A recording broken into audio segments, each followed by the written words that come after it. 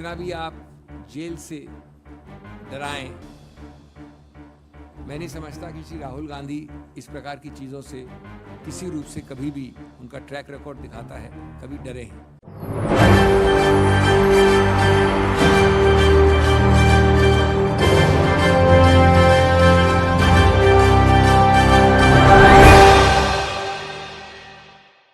नमस्कार, SP9 news में आपका स्वागत है। मैं नाज़मीन खान। राहुल गांधी की संसद सदस्यता को लेकर सवाल उठ रहा था। सुप्रीम कोर्ट में यह मुद्दा उठता है। राहुल गांधी मानहानि केस के विरुद्ध में एक याचिका दाखिल करते हैं कि मुझ पर जो आरोप लगाए गए हैं, जो मुझ पर 2 साल की सजा सुनाई गई है, गुजरात हाई कोर्ट के इस फैसले को चुनौती देते हुए सुप्रीम कोर्ट राहुल गांधी पहुंचते हैं। सुप्रीम कोर्ट की तरफ से भी एक फैसला सुनाया जाता है पिछली सुनवाई में कि यहाँ पर पुणेश मोदी, जिन्होंने सूरत कोर्ट में याचिका राहुल गांधी के खिलाफ दाखिल की थी मानहानि केस में, उसमें जवाब तलब करना होगा। सुप्रीम कोर्ट में जवाब पेश करना होगा। पुणेश मोदी को नोटिस जारी किया गया था, पुणेश मोदी को, कि 10 दिन के अंदर उन्हें अपना जवाब देना पड़ेगा।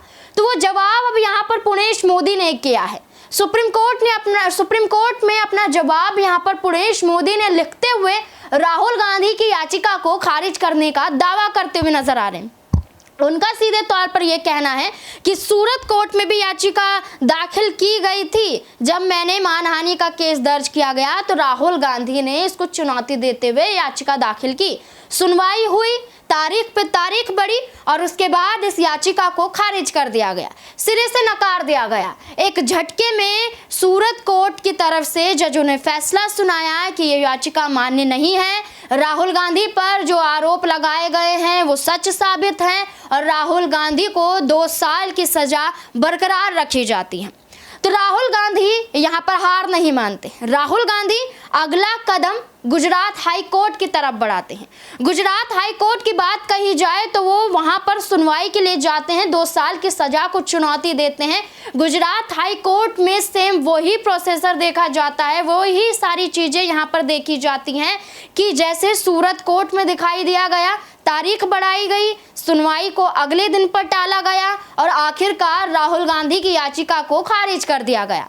तो अब ऐसे में गुजरात हाई कोर्ट के बाद सीधे तौर पर सुप्रीम कोर्ट का रुख राहुल गांधी ने करते हुए अपनी संसद सदस्यता को लेकर जो मुद्दा उठाया है वो यहाँ पर सीधे तौर पर देखा जा रहा है कि उनकी संसद सदस्यता वापस उन्हें मिलती हुई नजर आएगी। क्योंकि पुणेश मोदी का जो बयान सामने आया है, उनका सीधे तौर पर यह कहना है कि राहुल गांधी अपने घमंड में चूर रहते हैं।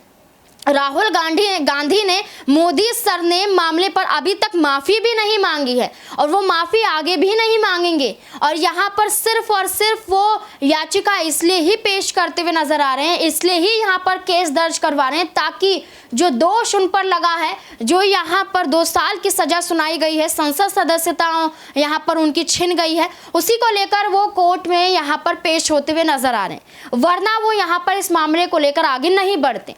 तो ऐसे में पुणेश मोदी ने कहा है, सुप्रीम कोर्ट के जजों को एक तरीके से सलाह देते हुए नजर आ रहे हैं कि उनकी याचिका को खारिज कर दिया जाए। राहुल गांधी मामले में एक तरीके से फैसला सुना दें कि राहुल गांधी को जो याचिका उन्होंने मानहानि केस में दर्ज करवाई है, जो चुनौती दी है उसको, यहाँ पर इस पर राहुल गांधी ही एक तरीके से दोषी करार दिए जाते हैं। राहुल गांधी को राहत नहीं मिलनी चाहिए। लेकिन सीधे तौर पर देखा जाए तो यहाँ पर पुणेश मोदी की बौखलाहट नजर आ रही है। उन्होंने राहुल गांधी पर इतने आरोप लगा दिए, वो आरोप तो भारतीय जनता पार्टी के तमाम मंत्रियों पर और खुद देश के प्रधानमंत्री पर भी लगते हुए नजर आते हैं। राहुल गांधी ने साफ तौर पर मोदी सरनेम का इस्तेमाल करते हुए यहाँ पर नीरव मोदी, ललित मोदी का ही जिक्र किया था। लेकिन उसके बाद पुणेश मोदी ने गुजरात में जाकर मानहानि का केस दर्ज किया, कर्नाटक की रैली में बयान दिया गया था। तो इन तमाम मुद्दों को लेकर अब पुणेश मोदी साफ तौर पर नजर आ रहे हैं कि सुप्रीम कोर्ट में वो चुनौती इसलिए दे रहे हैं ताकि यहाँ पर ये पूरा मामला ना उठ पाए। अब इस मामले को लेकर यहाँ पर कांग्रेस की तरफ से राहुल गांधी की संसद सदस्यता को लेकर क्या कुछ कहा जा रहा है, देखिए इस रिपोर्ट में। मैं चाहता हूं कि आप लोगों ने कहा कि आप मेरे लिए इंतजार कर रहे हैं, हम इस निर्णय का इंतजार कर रहे हैं 66 दिन से, 66 डेज, और 66 दिन बाद आज 10:30 बजे जब निर्णय आने की सूचना आई तो उसके बाद भी निर्णय नहीं आया और कहा गया कि 2:30 बजे के बाद आएगा, और 2:30 बजे के बाद ये अभी इस कमरे में आने से 10 मिनट पहले मिला है हमको। तो इसलिए हम भी आपकी प्रकार इंतज़ार कर रहे थे, और इसलिए मैं निर्णय को अंत में टिप्पणी करूंगा, क्योंकि मैंने भी अभी 10 मिनट पहले ही इसको सरसरी तौर पे देखा है। जैसा कि आपको याद है, ये अपील 25 अप्रैल को फाइल की थी हमने हाई कोर्ट में, उच्च न्यायालय में, और 29 अप्रैल को और 2 मई को सुनवाई हुई। उसके बाद आरक्षित हुआ, और आरक्षित होने के बाद 2 मई से आज 7 जुलाई को 66 दिन बाद आया है निर्णय। मैं निर्णय में आने से पहले 4 चीज़ें कहना चाहता हूँ शुरू में। नंबर 1, विनम्रता से मैं कहूँगा कि ये जो कानूनी जुरिस्प्रूडेंस गुजरात से हमको मिली है, इसमें भी और सेशंस कोर्ट में भी, मैं समझता हूँ वो अद्वितीय है, क्योंकि उसका कानून में और कोई मिसाल नहीं है, बेमिसाल है। समांतर और कुछ नहीं है इस सब्जेक्ट में मानहानि के। मैंने पहले जो 2-3 बार आपके समक्ष वार्ता की, मार्च में भी और अप्रैल में भी इसी विषय में, तो मैंने आपको बताया था कि किस प्रकार एक पूरे समुदाय को जो बेढब है, अपरिभाषित है समुदाय, उसके बारे में मानहानि प्रमाणित करना करीब करीब असंभव है। सीधा प्रेस वार्ता में 3 न्यायालय में, पिछले कोर्ट में भी कहा, एक सरल प्रश्न कि जो ये याचक हैं, शिकायतकर्ता हैं, वो खुद कैसे मानहानि के शिकार हुए, ये कृपया बताया जाए। आज तक इस प्रश्न का उत्तर आज वाले निर्णय को मिलाकर अभी तक नहीं आया है कि इन व्यक्तियों की मानहानि कैसे हुई। दूसरा प्रश्न मैंने रखा था आपके समक्ष कि इस ऑफेंस का, इस पूरे कार्रवाई का एक अभिन्न अंग है द्वेष, मैलिस।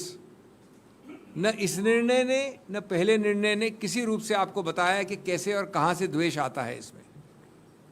और वो पूरी स्पीच जो माननीय राहुल गांधी जी की है, उस पर देख लिया जाए, 2 वाक्य हैं, उसमें कहाँ से द्वेष आता है, और उसका उत्तर भी नहीं दिया गया निर्णय में। और तीसरा भी मैंने एक प्रश्न उठाया था कि इससे याचककर्ता, शिकायतकर्ताओं को किस प्रकार से नुकसान, डैमेज, लॉस हुआ है, उसका भी, तीनों प्रश्न ये बिना जवाब के हैं। आज मैं समझता हूँ एक भी मिसाल नहीं है किसी कोर्ट कचहरी की जहाँ पर इस प्रकार का एक जनरल वाक्य पूरे समुदाय के हर अंग को, हर व्यक्ति विशेष को लागू किया गया है।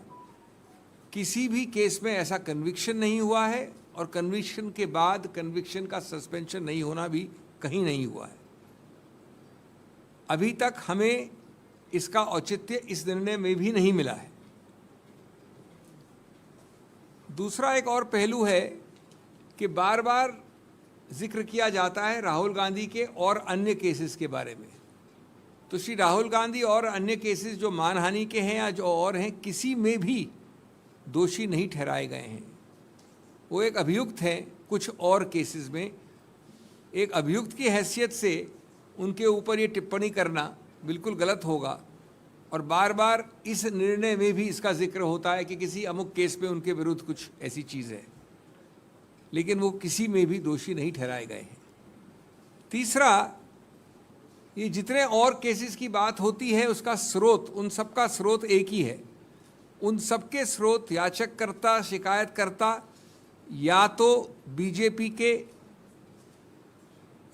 कर्ता धर्ता हैं, वरिष्ठ नेता हैं, ऑफिस बेरर्स हैं, और बड़ा स्पष्ट है कि ये करवाया गया है, एक बनावटी ऑर्केस्ट्रेटेड प्रयत्न है हर उस केस में। तो जब सब जगह ऐसे केसेस हैं तो द्वेष का सवाल कहाँ से आता है? द्वेष तो उल्टा याचककर्ता और शिकायतकर्ता से निकलता है, न कि अभियुक्त से। और ये एक ज़्यादा विशाल एक कॉन्स्पिरेसी है जिसका उद्देश्य है कि स्वतंत्र विचार और स्वतंत्र वाक्य और बातचीत पे रोकथाम हो, उसका गला घोंटा जाए और इस प्रकार की स्वतंत्र सोच कोई एमपी हो या एमपी न हो वो नहीं कर पाए।